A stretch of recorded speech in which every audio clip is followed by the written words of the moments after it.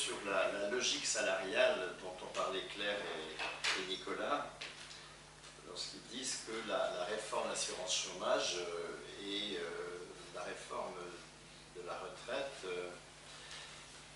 affaiblissent le droit au salaire des retraités et des chômeurs. Alors qu'est-ce que ça veut dire et quel est l'enjeu de cette affaire? Pour refaire un tout petit peu d'histoire, notre régime de retraite relève de deux fils historiques contradictoires.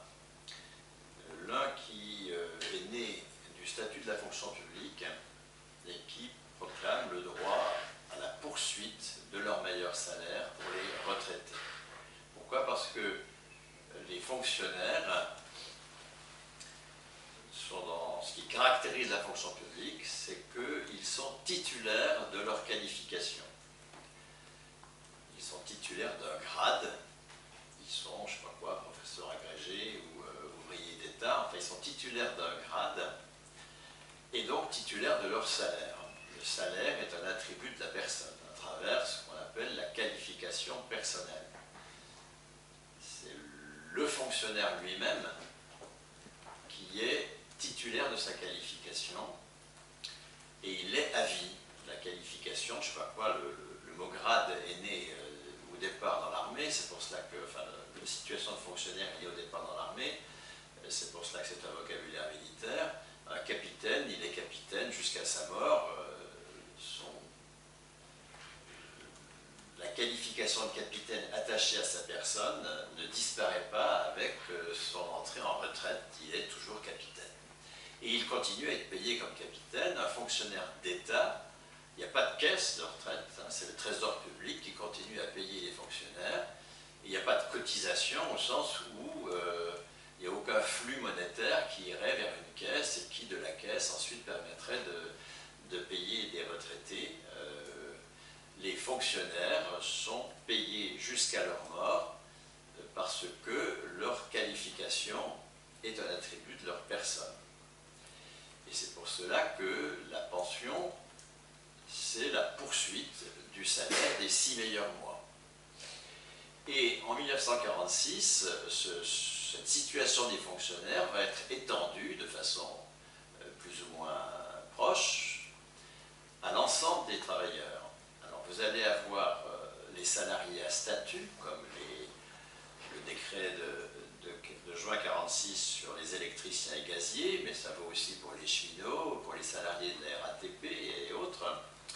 Ces salariés à statut, il y a une copie à peu près totale du statut de la fonction publique et par exemple chez EDF, GDF, la retraite, la pension de retraite, c'est le salaire d'inactivité de service. La situation de ces salariés à statut est la même que celle des fonctionnaires. Un salaire lié à la personne qui ne peut pas être supprimé ni baissé, qui progresse, et sur le dernier salaire, en fonction de la durée d'activité validée, une pension qui est la poursuite de ce salaire.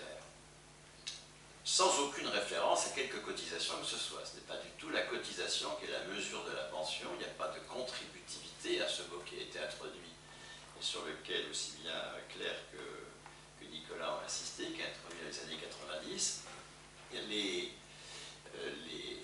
salariés à statut, comme les fonctionnaires, ont droit à la poursuite de leur salaire dans la retraite parce que les choses se jouent nettement avant la retraite, hein, dès qu'ils sont reconnus comme fonctionnaires ou salariés de l'EDF ou de la SNCF, leur salaire a comme fondement une qualification personnelle. Ce n'est pas leur poste qui est qualifié.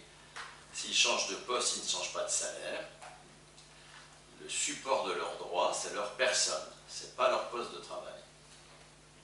Ce n'est pas leur emploi. Forme plus atténuée, mais quand même encore très proche de cela, c'est ce que, en 1946 toujours, Croizat va faire dans le régime général. Alors, dans la limite qu'a signalé Nicolas, c'est-à-dire que c'est dans la limite de la moitié du plafond, donc pas au-delà de 1 700 € aujourd'hui, c'est pareil. la pension de retraite, c'est la poursuite du meilleur salaire. Alors, à l'époque, les 10 meilleures années. Aujourd'hui, après la contre-révolution capitaliste du travail, les 25 meilleures années, donc comme a montré Nicolas, on est plus proche du salaire moyen que du meilleur salaire, bien sûr, dans une telle situation. Mais en tout cas, en 1946, tous ces ministres communistes, Paul à l'EDF ou Croizat au ministère du Travail, étendent la disposition des fonctionnaires à l'ensemble des travailleurs et proclament la retraite comme droit à la poursuite du meilleur salaire. Vous voyez ce que ça veut dire d'un point de vue anthropologique. Ça veut dire que le travail, le salaire, il reconnaît que nous sommes des travailleurs. Ce n'est pas un revenu comme ça parmi d'autres, hein, c'est un revenu précis qui nous reconnaît comme travailleurs. Le travail n'est pas étranger à nos personnes. Il n'y a pas de situation où nous ne sommes pas reconnus comme travailleurs. Nos personnes mêmes sont reconnues comme des travailleurs à travers un droit au salaire, un droit à la qualification personnelle. Nous ne sommes pas des individus libres sur le marché, comme Marx définit justement le travailleur dans le capitalisme, des gens à poil. Hein. Nous sommes revêtus d'une qualification. Et cette qualification est un attribut personnel. La riposte patronale à cette initiative communiste de 1946 intervient dès 1947, et là nous sommes dans le deuxième fil historique de la retraite. C'est la création donc de l'AGIR, l'association de gestion des institutions de retraite des cadres, qui sera étendue à tous les salariés du privé, et pas simplement aux cadres, dans les années 50, dans l'ARCO, l'association des régimes de retraite complémentaires, qui est instituée légalement en 1961, mais qui avait été construite au cours des années 50, et qui s'inscrit dans un autre fil historique de la retraite que celui de la fonction publique, et qui est le j'ai cotisé, j'ai droit. C'est une toute autre logique, là, où la retraite est la contrepartie de cotisations passées, au départ en capitalisation, dans la loi de 1850, qui crée la Caisse nationale des retraites, avec des comptes épargne-retraite dans les caisses d'épargne. La loi de 1910 sur les retraites ouvrières et paysannes, et la loi sur les assurances sociales de 1930, qui, toutes tentent d'instituer une retraite en capitalisation, c'est-à-dire dans laquelle les cotisations sont placées, hein, et c'est le rendement des cotisations qui assure les pensions. Mais c'est toujours j'ai cotisé, j'ai droit.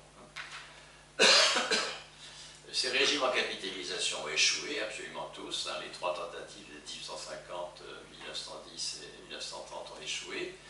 Et le patronat en prend acte en 1947 lorsqu'il riposte à l'initiative communiste de 1946. Sa riposte va être d'instituer du j'ai cotisé, j'ai droit en répartition. La capitalisation, ça échoue toujours, ça ne peut être que le troisième pilier qu'évoquait Nicolas, hein, sur la retraite supplémentaire prévue dans un des articles de la loi en débat.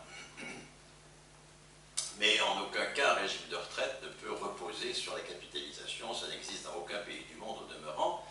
Et c'est donc en répartition que le patronat choisit de contrer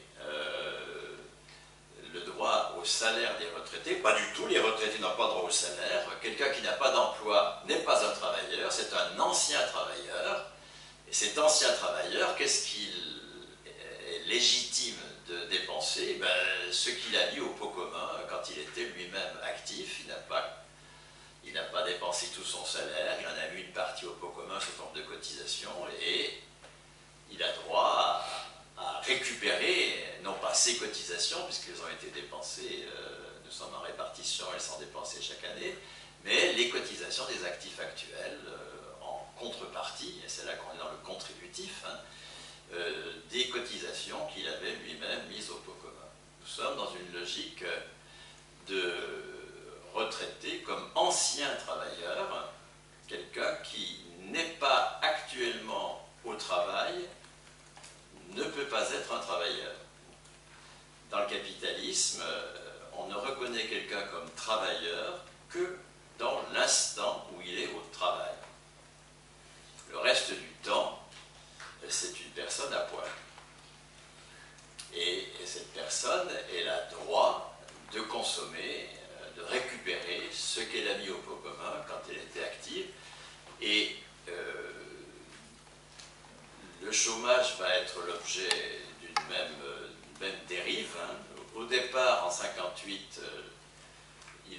présenté d'abord comme un droit au salaire des chômeurs, et comme l'a montré Claire, c'est aujourd'hui de plus en plus un droit à la contrepartie des cotisations des chômeurs.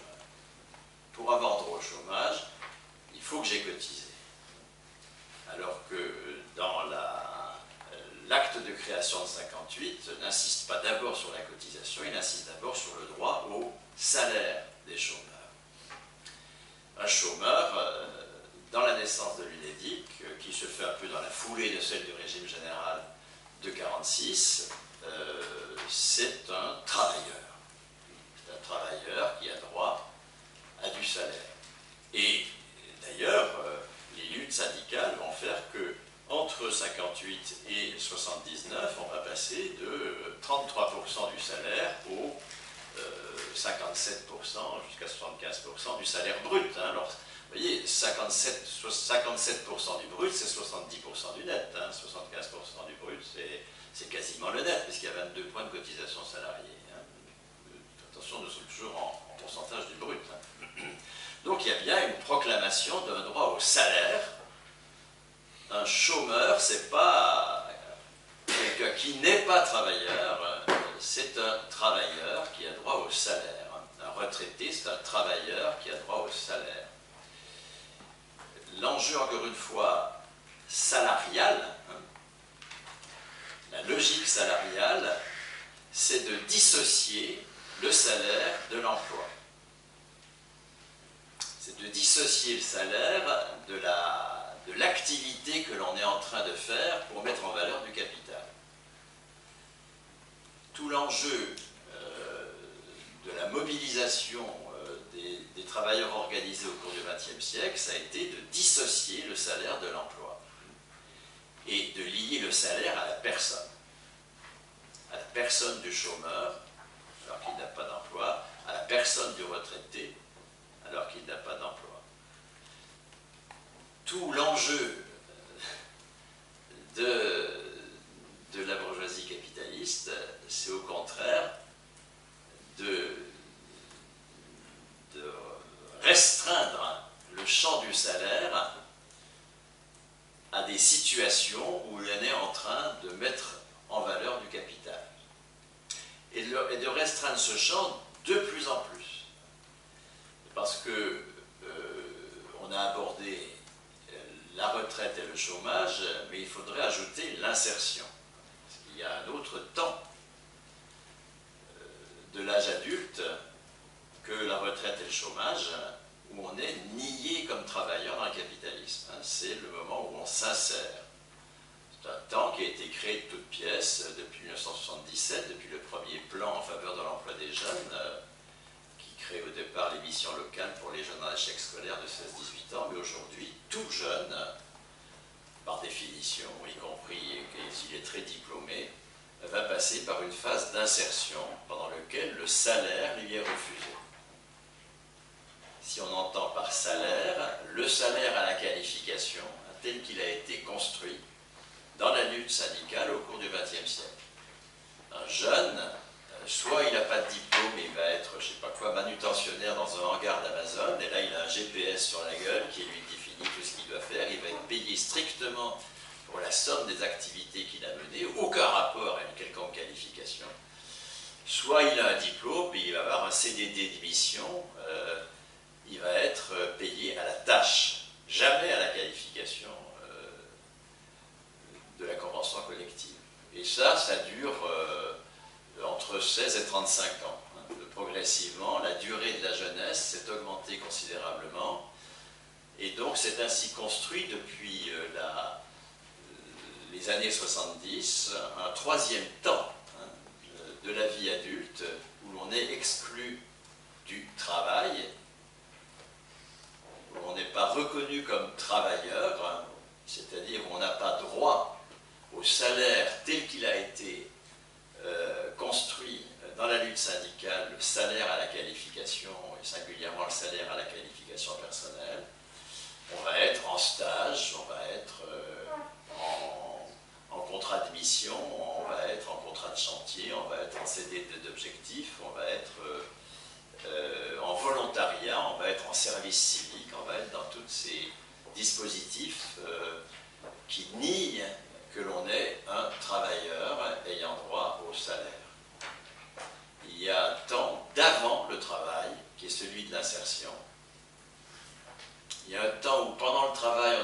reconnu comme travailleur, c'est celui du chômage, et puis un temps d'après le travail qui est celui de la retraite. Ces trois temps-là expriment bien que dans le capitalisme, nos personnes sont étrangères au travail. Le travail, c'est une espèce de forteresse dans lequel, qui est le monopole de la bourgeoisie capitaliste, et dans lequel il faut entrer à grand effort pendant la période d'insertion, dont on peut être exclu pendant le chômage, et dont on est définitivement exclu à 60 ans dans la retraite. Et d'un point de vue anthropologique, hein, vous voyez ce que ça signifie, hein, c'est que du point de vue d'une dimension absolument essentielle de nos vies, hein, le travail, c'est-à-dire la négociation avec la nature et autrui pour construire notre monde, nous poser comme personne et nous poser comme espèce, c'est étranger à nos personnes. Il y a une classe, la bourgeoisie, qui a le monopole sur le travail, qui décide qui travaille, où, quand, pourquoi faire. Et vous voyez l'enjeu de 46, l'enjeu de la fonction publique, l'enjeu de l'UNEDIC de 58, c'est de dire non, non, non, pas du tout. Nos personnes, le travail n'est pas une réalité hétéronome, le travail est interne à nos personnes. En tant que personne, nous sommes des travailleurs. Et ça doit s'exprimer par un droit à la qualification personnelle, par un droit au salaire lié à la personne. Et vous voyez, Nicolas et Claire ont montré comment ce droit au salaire, hein, a été atténué progressivement depuis une trentaine d'années, et comment les réformes actuelles, celle de 2019 pour le chômage ou celle en cours pour la retraite, sont la poursuite, hein, il n'y a aucune nouveauté, hein, c'est la poursuite d'une entreprise délibérée de la bourgeoisie capitaliste pour réaffirmer que du point de vue de la valeur économique, du point de vue du travail productif, nous sommes à poil. Alors, nous sommes à poil en tant que personne. Nos personnes ne peuvent pas être revêtues d'une qualification, ne pouvons pas être titulaires d'un salaire comme droit politique, mais en revanche, nous pouvons être propriétaires d'un compte personnel d'activité et d'un revenu universel d'activité. Les deux piliers dont a parlé Nicolas.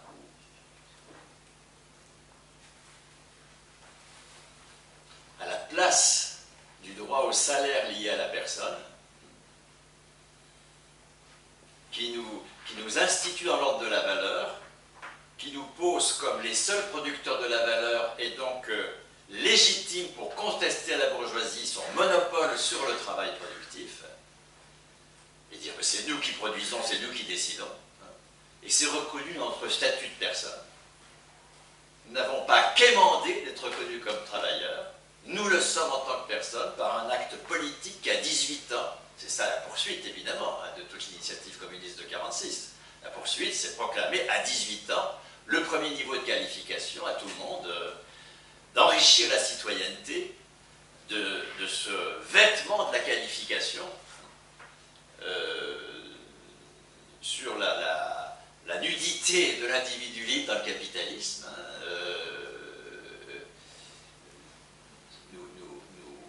nous posons toute personne en tant que personne, toute personne adulte, c'est-à-dire posée comme telle par un acte de citoyenneté, hein, qui en fait un contributeur de la vie commune. Hein, entrer en majorité politique, c'est devenir contributeur de la vie commune explicite. C'est bien cette contribution de la vie commune dans l'ordre économique, elle est posée par un droit politique à la qualification personnelle qui amplifie la conquête de 1946 ou de 1958, hein, droit au salaire pour des gens qui n'ont pas d'emploi. Le salaire doit être lié à la personne et non pas au poste de travail.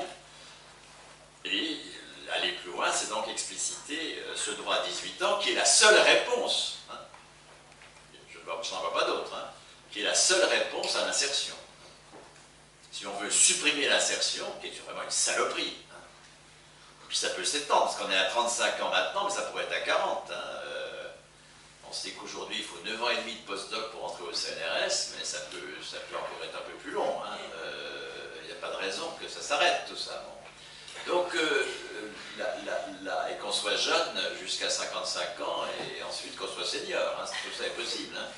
C'est-à-dire, jeune, ça veut dire nié comme travailleur. C'est comme retraité, c'est comme en chômage. Ces moments de la vie adulte doivent être totalement combattus. Et ils l'ont déjà été, encore une fois, par tous ceux qu'ont décrit Nicolas et Claire dans les conquis de notre histoire sociale. Le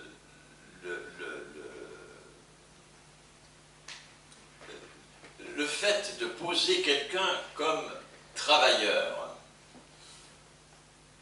ça ne veut pas dire que ça transforme toute son activité en travail. Je pense que ça, c'est un point très important. Dans le capitalisme, n'est reconnu comme travailleur que celui qui est actuellement dans une activité considérée comme du travail. En dehors de ça, c'est un ancien travailleur, c'est un futur travailleur, c'est un pas travailleur.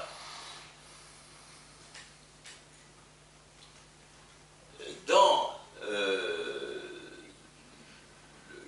le statut alternatif qui se construit au cours du XXe siècle, un travailleur, c'est pas du tout quelqu'un qui est au travail.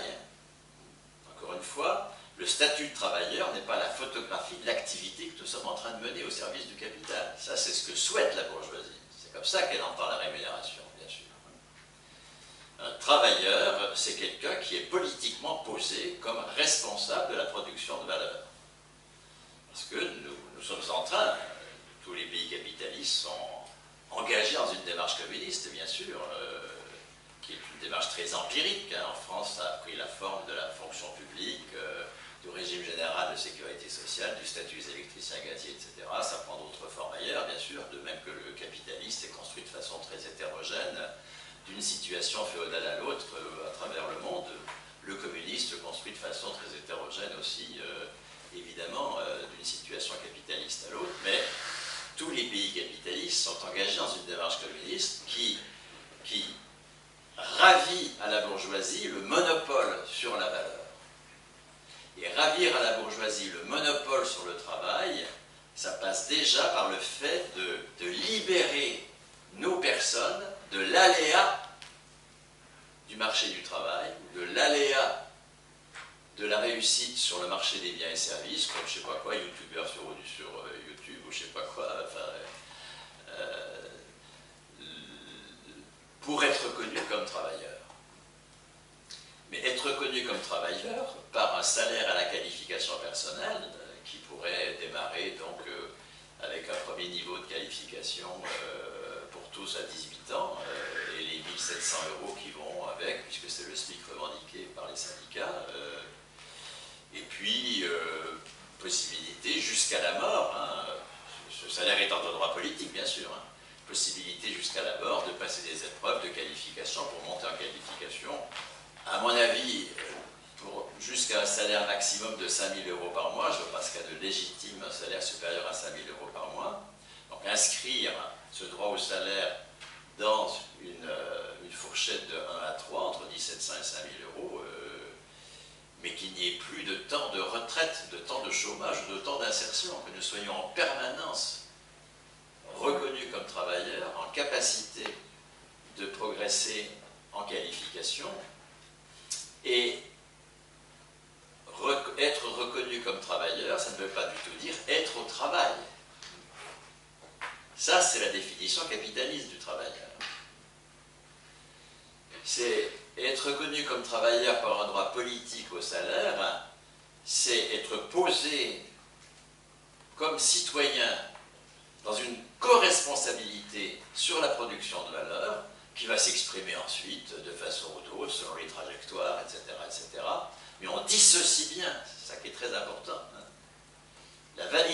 sociale des produits du travail, d'une part, de la validation sociale des personnes comme travailleuses. Ce sont deux choses différentes qu'il ne faut pas que le capitaliste confond. Mais là, c'est une vision, à mon sens, très préhistorique de point de vue anthropologique.